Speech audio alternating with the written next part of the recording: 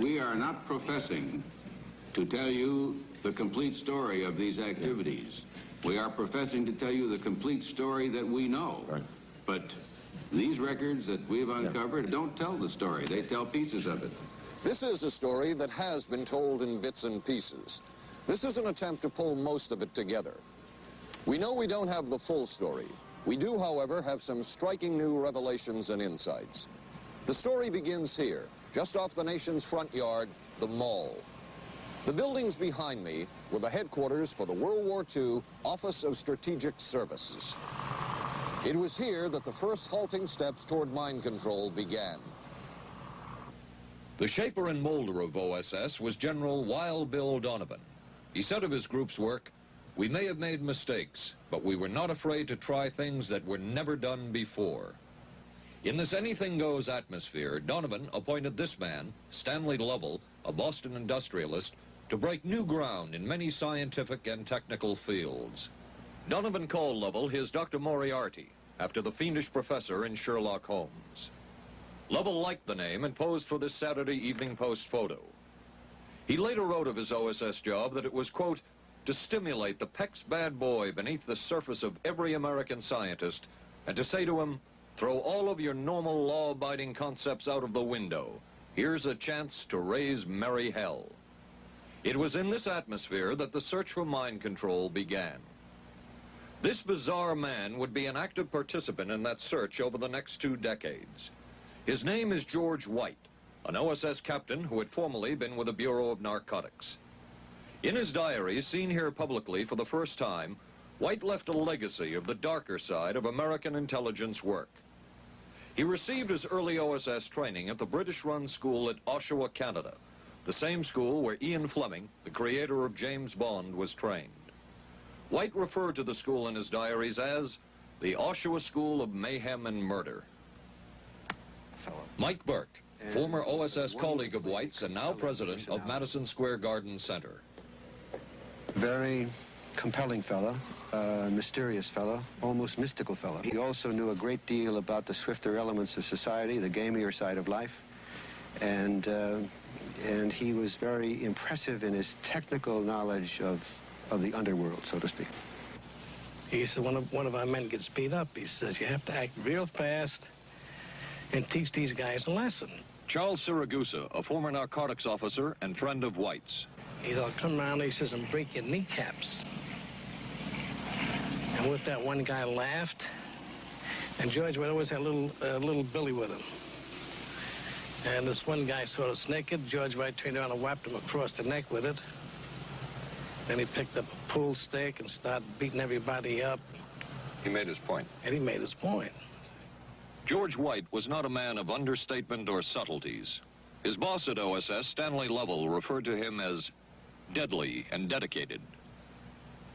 In this note from White's diaries, it says, call Lovell regarding TD. TD was a rather transparent cover for Truth Drug. George White worked with the Truth Drug Committee here at St. Elizabeth's Hospital in the nation's capital.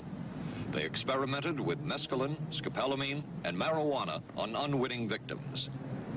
The committee soon learned there was no easy panacea, no truth drug at this stage.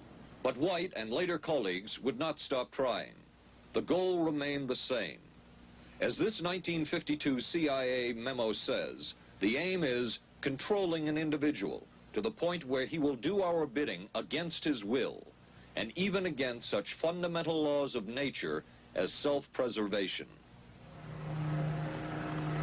But it was a discovery here in Basel, Switzerland, at Sandoz Laboratories by Dr. Albert Hoffman that led the intelligence agencies of America to believe that they had found the panacea.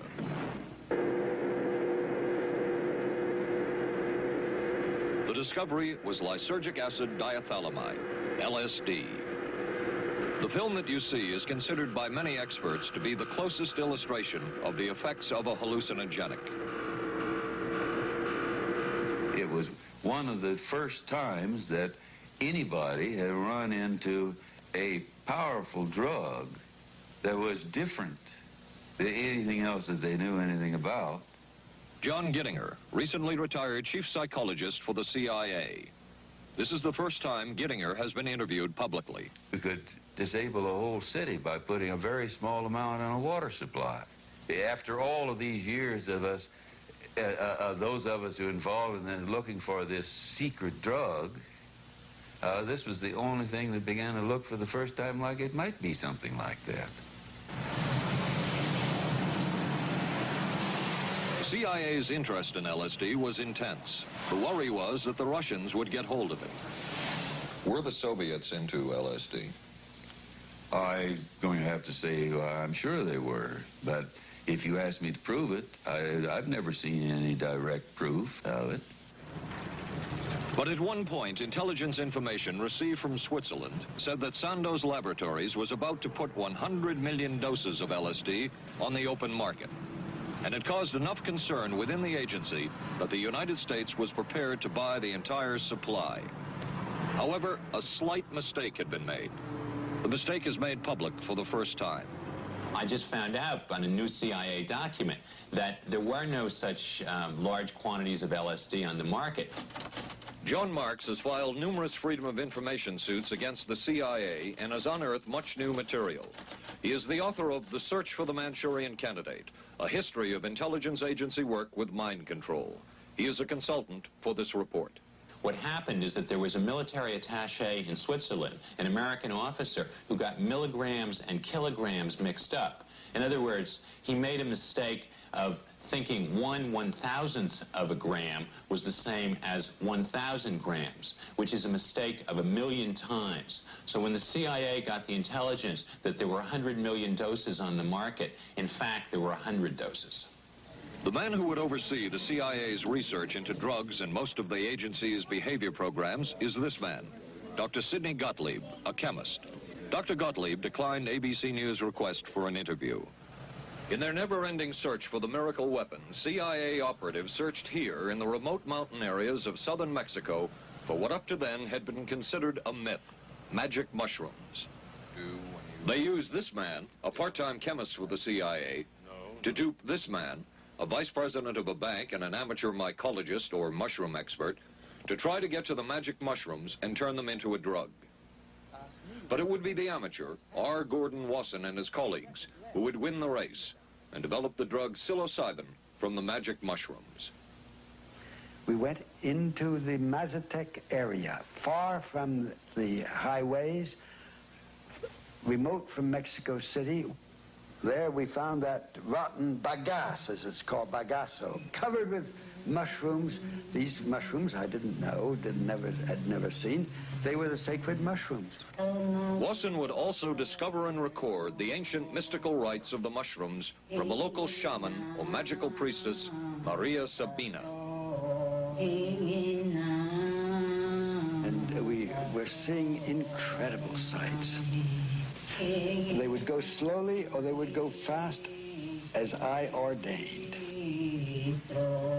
All your senses are rendered acute. We say that you see visions, you see hallucinations, but that doesn't begin to tell the story. The hallucinations are only part of it. You hear sounds, you smell things. The night was thrilling. Word of Wasson's discovery reached the CIA quickly. Dr. James Moore, a University of Delaware chemist, secretly served the CIA preparing deadly chemicals on short notice. Moore was instructed to get close to Wasson and accompany him on another trip to Mexico to get the magic mushrooms. Internal documents show the CIA felt a drug derived from the mushrooms could remain an agency secret. What in the world were they looking for with the magic mushrooms? I think the best answer to that is that they were looking for fundamental information on compounds that would be capable of causing changes in behavior, changes in mental attitude. Did you ever consider what would have happened if any of these substances were given to, say, unwitting people?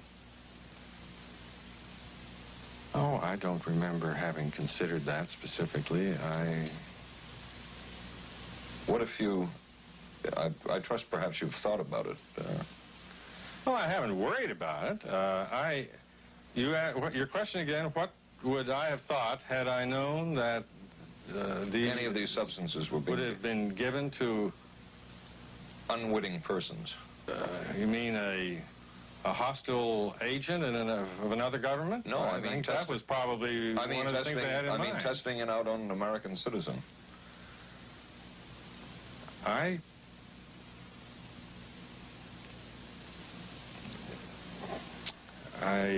guess I must seem very, very cold-blooded about this, but I don't recall ever having been very much preoccupied with that issue. But many drugs were tested in this way. A decision was made at the highest levels of the CIA to do testing on unwitting Americans. As one CIA document says, such testing would be operationally realistic. A former CIA official who worked on these programs describes for the first time how the decision was made. He did not wish to be filmed or recorded. Thus his remarks are read by someone else. I think every last one of us felt sorry to attempt this kind of thing. We knew we were crossing the line. Every decent kid knows he shouldn't steal, but he does it sometimes. We knew damn well we didn't want anyone else to know what we were doing. The decision was made to do testing on unwitting victims. It was decided they should be on the fringes of society because they were most vulnerable. It was the borderline underworld. Prostitutes, drug addicts, and other small-timers who would be powerless to seek any kind of revenge in case they found out. And as their predecessors had a decade earlier, the CIA turned to George White for help. White was now a high-ranking narcotics official, and by this time the stories about George White were legendary. So the waiter says, "You may help you, monsieur?" And George White was busy talking with me. He paid no attention to the waiter, so the waiter tapped him on the shoulder, says, "May I help you, monsieur?" George White turned around, whipped his gun out, and stuck it in the guy's face like this in this crowded restaurant. George White did not mind bending the law, and he knew the street well. He was the ideal choice for what the CIA had in mind.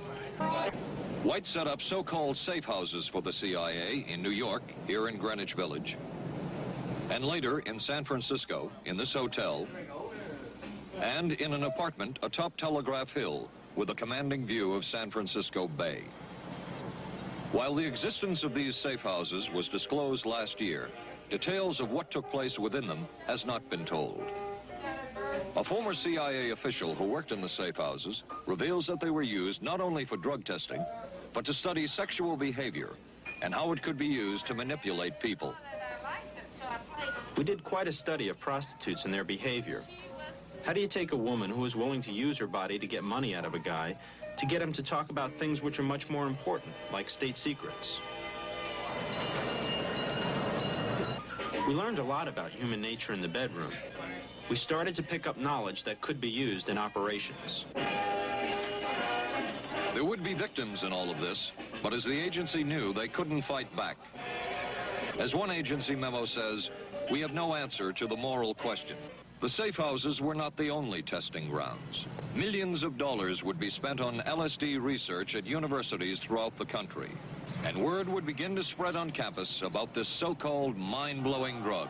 And suddenly, there was the counterculture of the 60s. I give the CIA a total credit for sponsoring and initiating the entire consciousness movement, counterculture events of the 1960s. Dr. Timothy Leary, the 1960s Johnny Appleseed of LSD. The CIA funded and supported and encouraged hundreds of young psychiatrists to experiment with this drug. The fallout from that was that the young psychologists began taking it themselves, discovering that it was an intelligence-enhancing, consciousness-raising experience. I know that some of the studies in which the CIA had supported used as subjects people who later became strong proselytizers of LSD. So, in that sense, yes, I think it did sustain the perpetuation of the use of the drug. And it's rather ironic, isn't it? The counter case that I would make in relationship to that is to remember that the people who were doing the research were people who would be doing the research regardless of who was the sponsor.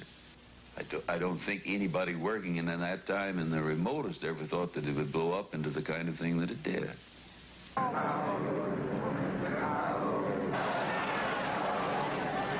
History will judge the role of the CIA and other intelligence agencies in unwittingly contributing to the counterculture of the 60s through their intense interest in LSD and other hallucinogenics. But for the moment at least, the argument can be made that the CIA helped usher in the age of Aquarius.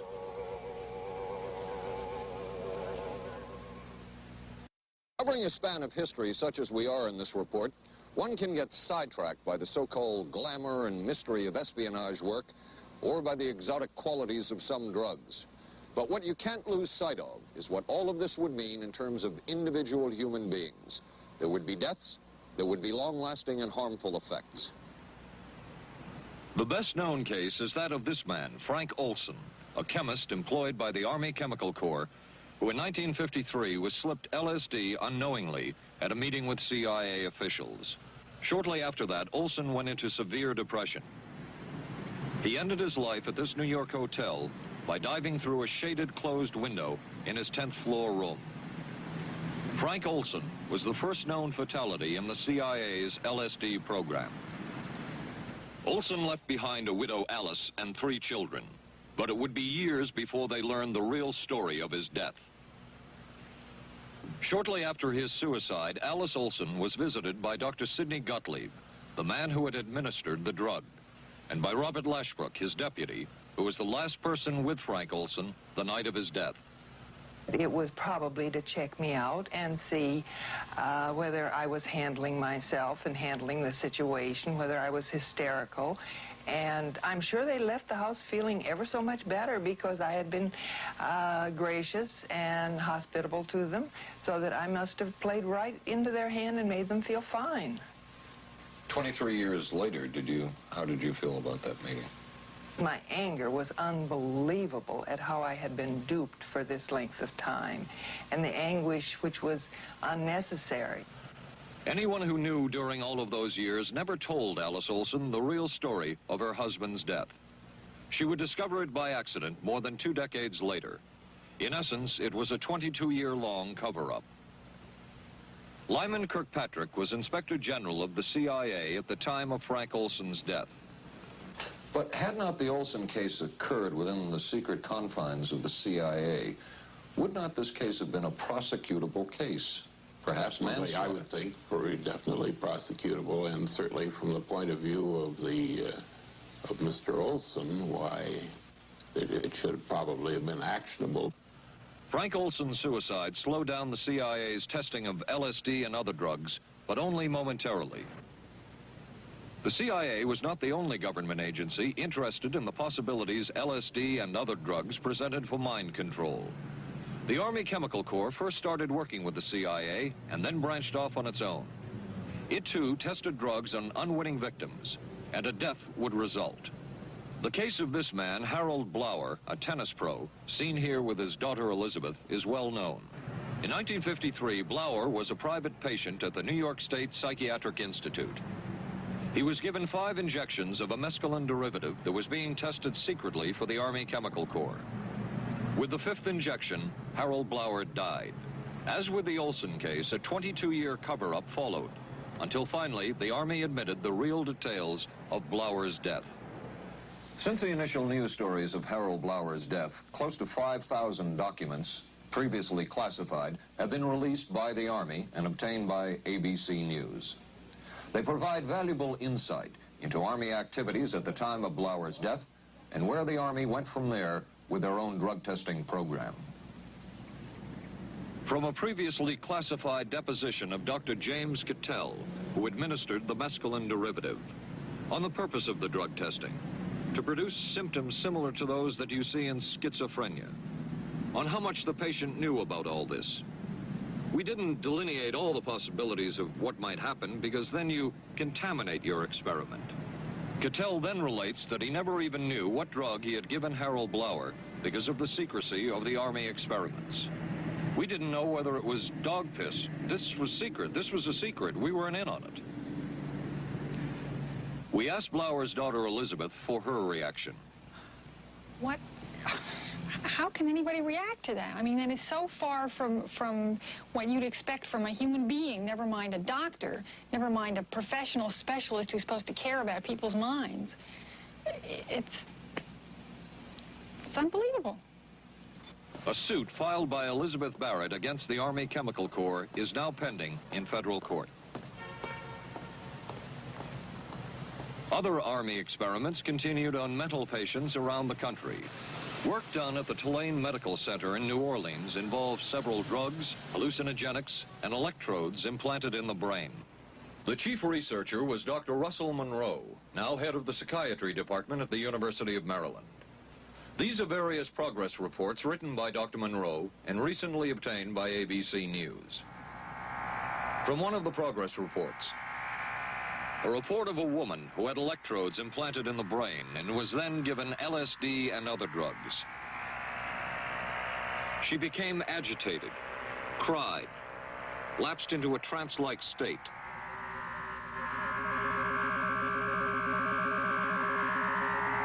Felt as if she were about to have a convulsion, experienced waves of darkness and light, had bizarre sensations in her neck and legs, said somebody was trying to manipulate her body. At this point, Dr. Monroe wrote that the woman was obviously having paranoid ideas. What therapeutic effect would the type of experiment that I just described have on a patient? Well, the therapeutic effect would be indirect. Was this patient aware that she was being given LSD? Yes, I mean, they were told that they would be given some medication, and they should have... Specifically LSD? Well, we told them, I don't think that they would have even known what LSD was then at the time.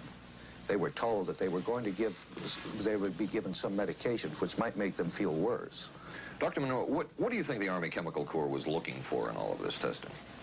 They were looking for an incapacitating agent, an agent that would not harm the person permanently, but would incapacitate them temporarily. That seemed like a humanistic way to wage a war, if war is necessary. When James Thornwell was given LSD by Army intelligence in 1961, this time it was no experiment.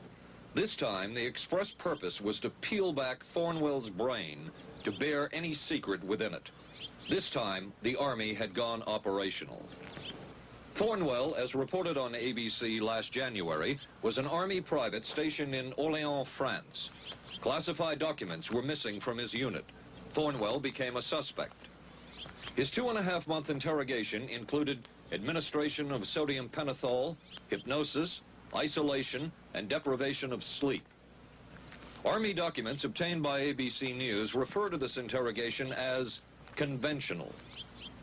Despite this severe questioning, Army intelligence was getting nowhere with Thornwell, and it was decided to slip him LSD. For 16 years, Thornwell never knew what had hit him. Tell me about the acid. I'd rather not. It's a bad trip. It's a bad trip. That was a bad trip. The pain was so excruciating. Felt like somebody was sticking me with 1,000,000 pins. You know, just everywhere. Oh, it just... Oh.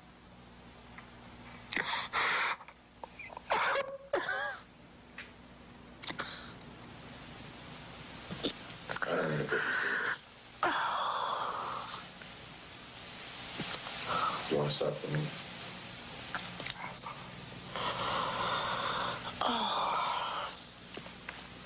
I walked around. You want to stop? Oh, I can talk. I lived through it. I lived through it. I lived through it.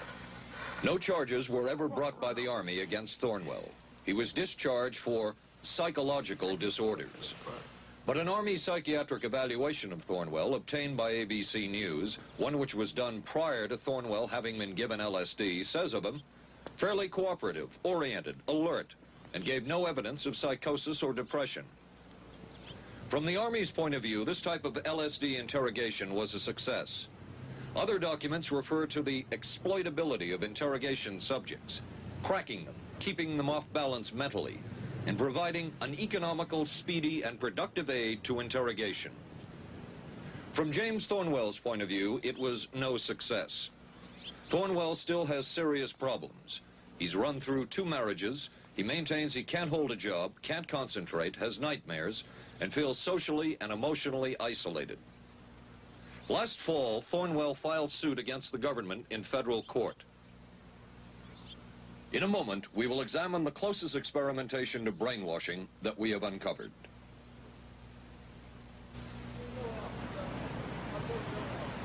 By far, the most chilling experiments we have uncovered took place at this Gothic estate called Raven's Crag, halfway up Mount Royal in Montreal.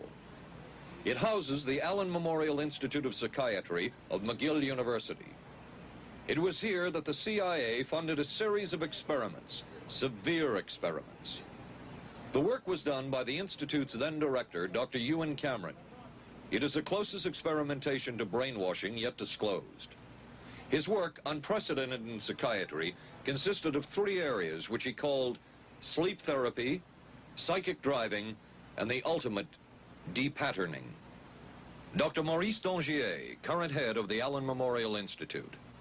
In his psychic driving, so-called type of therapy, he would give the patient intensive electric treatment in order to make the patient regress deeply, become forgetful, and then he would attempt to implant new ideas in the mind of the patient. Now, to a layman, it would appear that Dr. Cameron was trying to take the slate and wipe it clean, the slate being the mind. In other words, brainwashing. Exactly, that's a very good comparison. Brainwashing. Yes, to that. Val Orlico of Winnipeg, Canada, the wife of a member of the Canadian Parliament, was a patient of Dr. Cameron's. She entered the Allen Memorial Institute because of severe depression. She describes for the first time publicly the LSD therapy and psychic driving treatment that she was given by Dr. Cameron. And then the drug began to take hold very rapidly because it was an IV injection. And things became very furry and very frightening, and had a lot of sensations that it's very difficult to recall. Nobody explained it to me. Nobody ever asked me if I was willing to do it or anything. He had this feeling that he would be able to get through the resistance of illness and to reach deep changes very quickly. Did he?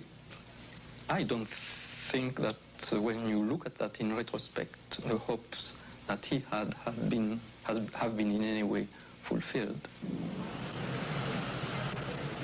But Cameron would plunge on. The next step was what he called psychic driving. This involved almost endless tape-recorded messages and more drugs for the patient. Cameron wrote that this was the way to make direct controlled changes in personality. I thought this was the coldest and most impersonal treatment that anybody could give to anybody in the world.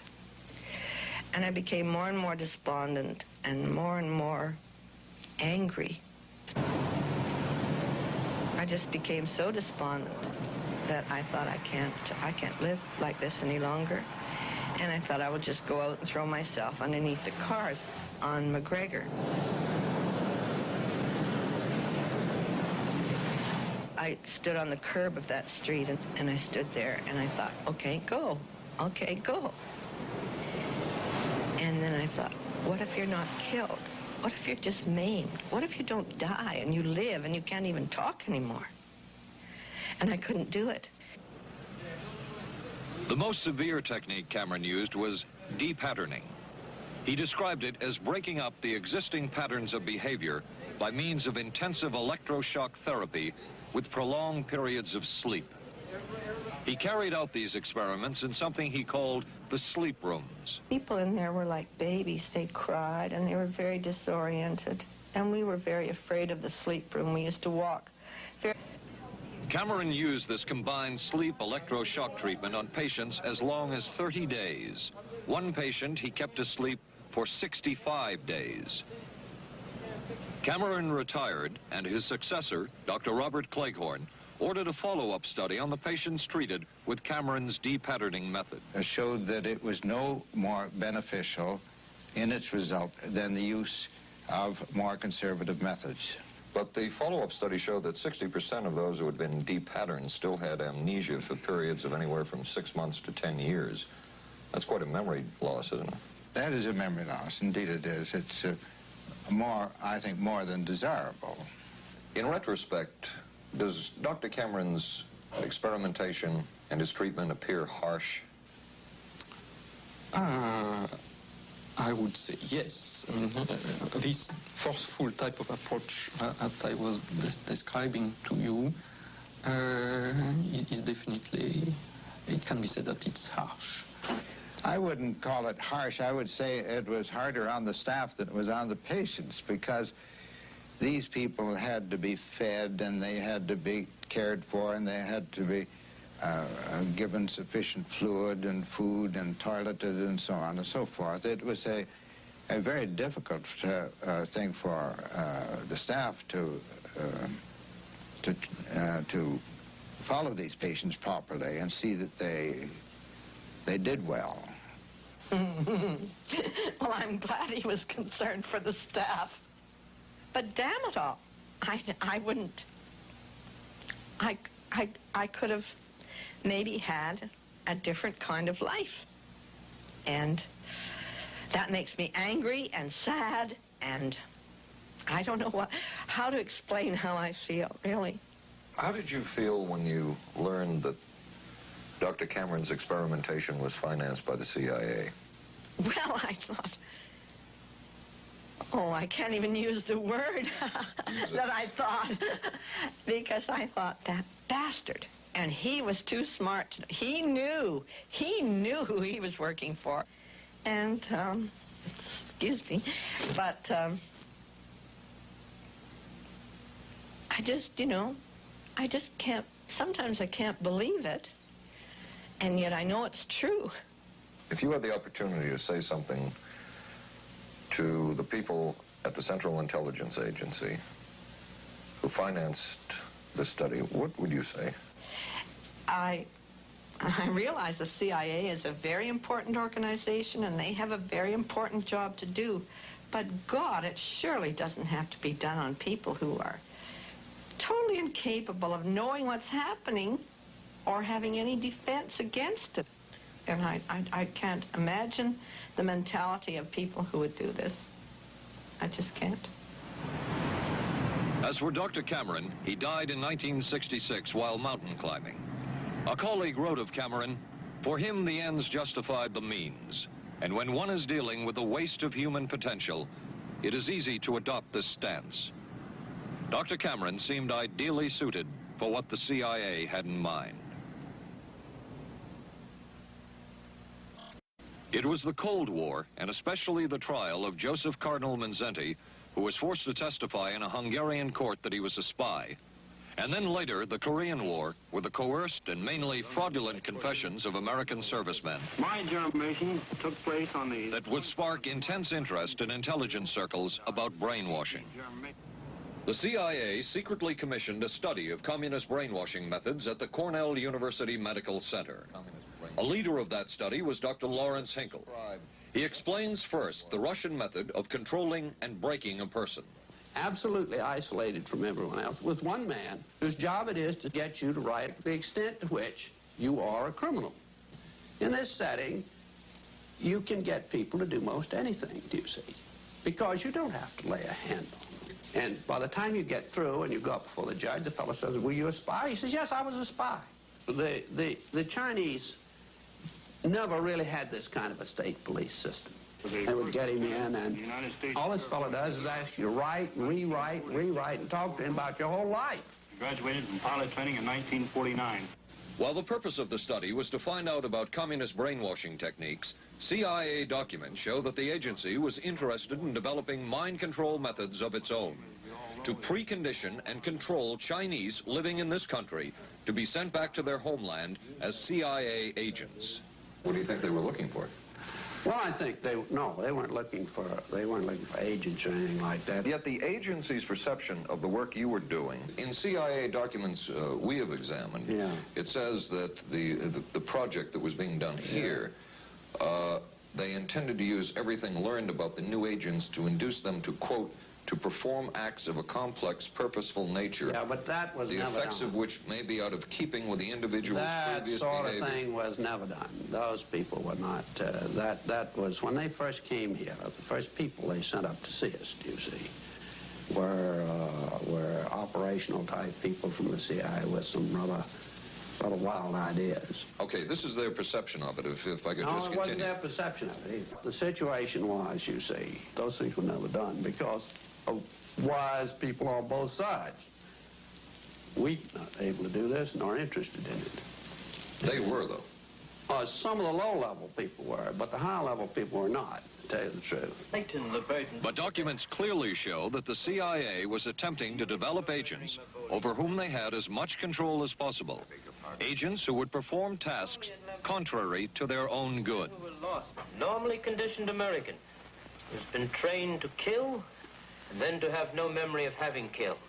His brain has not only been washed, as they say, it has been dry cleaned. Is a Manchurian candidate, controlled by others to do things against his will, possible? It was a remarkable film because, as far as I'm concerned, it made something totally impossible seem absolutely credible. I would say the answer is yes, but there are many qualifications to that. Dr. Milton Klein, a psychologist, a clinical and experimental hypnotist, and unpaid consultant to the CIA. The qualifications would be the subject selected to produce the kind of behavior that you wish, the amount of time, the procedures that are utilized, and the motivations of the people who are designing, executing, and administering the procedures. You're asking whether an individual can be, under hypnosis, influenced, coerced, persuaded, shaped to perform an antisocial act, or a destructive act, or an act of violence. My answer would be yes. Captain Marco, will you be good enough to lend Raymond your pistol, please? Yes, ma'am.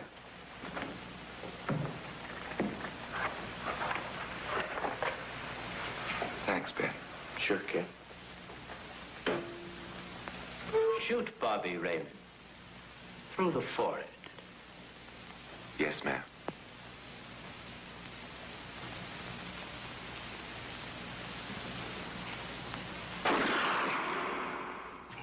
How valuable a tool can hypnosis be in the intelligence field? None whatsoever. It has absolutely no use because nobody's ever been able to do that I know of, do it in an operationally feasible way. I'm not in any way saying that hypnosis doesn't take place. I'm not saying there's nothing to it. I would say that most government agencies concerned with intelligence operations have been looking to hypnosis as a tool for a variety of purposes, one of which is to carry out and to execute certain intelligence operations on a basis where they would not have to rely completely on some of their own emotional reactions. Actually, would that entail murder?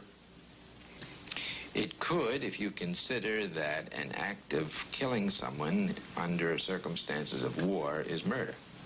I think one has to define what that means. Under circumstances of peace? Under circumstances of peace, it would be murder. Another former CIA agent says that Fidel Castro at one time was considered as a possible target for a Manchurian candidate. Castro was naturally our discussion point. Could you get somebody gung-ho enough that they would go in and get him? But if you have 100% control of a guy, you have 100% dependency. If something happens and you haven't programmed it in, you've got a problem. So in the end, it was decided that a Manchurian candidate was not feasible.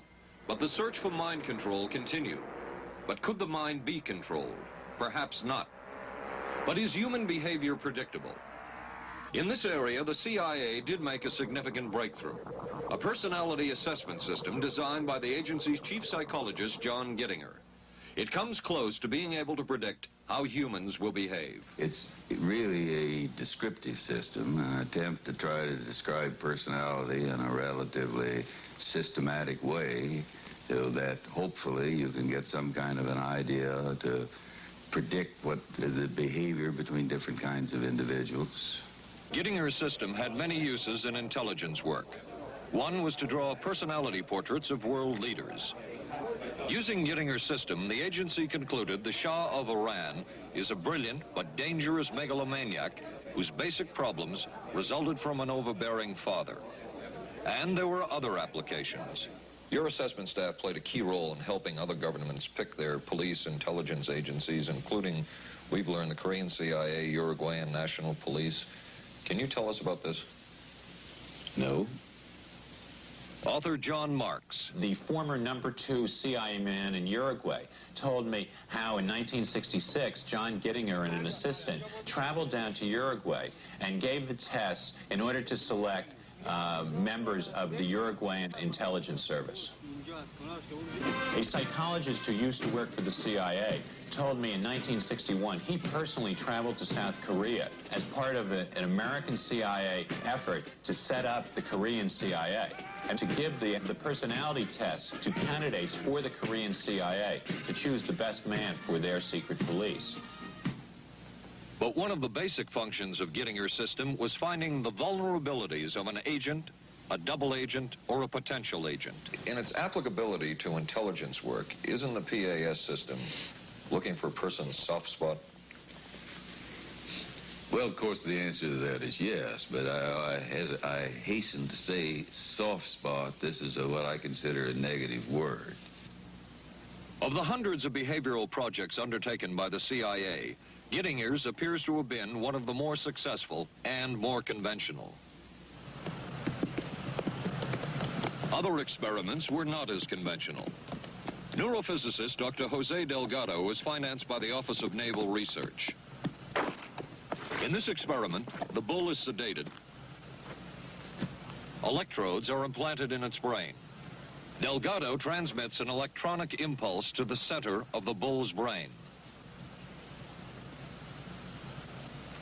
Delgado has remote control of the animal. Recently released CIA documents refer to the feasibility of remote control of animals and that special investigations will be conducted toward the application of selected elements of these techniques to man. Other areas were examined through the 60s and 70s. Brain surgery, psychosurgery, creation of amnesia, parapsychology, manipulation of genes. Even though past and present CIA officials have indicated this kind of work ended in 1963. And one of those who took part in these programs. Thank you, sir. In 1977, a Senate subcommittee heard testimony from many of them, but the testimony was not that revealing. According to one of them, they agreed amongst themselves to keep the inquiry within bounds that would satisfy the committee. Former narcotics officer Charles Siragusa says that he was asked to limit his testimony by the man he reported to at the CIA. He wanted me not to say anything. To perjure yourself. That's right. Well, either that, I'd have to perjure myself or take the Fifth Amendment. And I'm not about to take the Fifth Amendment for anybody. Okay. Former CIA chemist Robert Lashbrook testified he had no first-hand knowledge of the agency-run safe houses when, in fact, he supervised one of them. And according to George White's diaries, was at a safe house when White conducted what he called an LSD surprise experiment. Dr. Sidney Gottlieb, whom we recently filmed near his California home, oversaw many of the CIA behavioral programs. He retired in 1973 and destroyed the records of this work. In sort of a valedictory letter, Dr. Gottlieb wrote that he and his colleagues had been able to maintain contact with the leading edge of developments in the field of biological and chemical control of human behavior. Dr. Gottlieb also testified before the Senate subcommittee, but from an anteroom where he could not be filmed because of what his lawyer termed health and cardiac problems. Dr. Gottlieb declined ABC News' request for an interview. And what of George White, the man who helped the agency in so many of its programs? He would retire here to Stinson Beach, California. And shortly before his death, he wrote to his boss at the CIA, Dr. Sidney Gottlieb, and summed up his career by saying, "It was fun, fun, fun. Where else could a red-blooded American boy lie, kill, and cheat, steal, deceive, rape, and pillage with the sanction and blessing of the All-Highest?" Has mind control been achieved? From all of the available evidence, it appears doubtful. The human will has prevailed up to this point. But as we have seen, work is continuing in this field, work that we still don't know very much about. How deeply are the Russians and other dictatorships into all of this? We really can't say, and the CIA is reluctant to give out information about it. But the basic question remains, what place does all of this have within a democracy? One final point should be made. As one of the persons who worked on these programs told us, we are very capable, conscientious, and very dedicated scientists working for our country. Their work speaks for itself. This is Paul Altmeyer for ABC.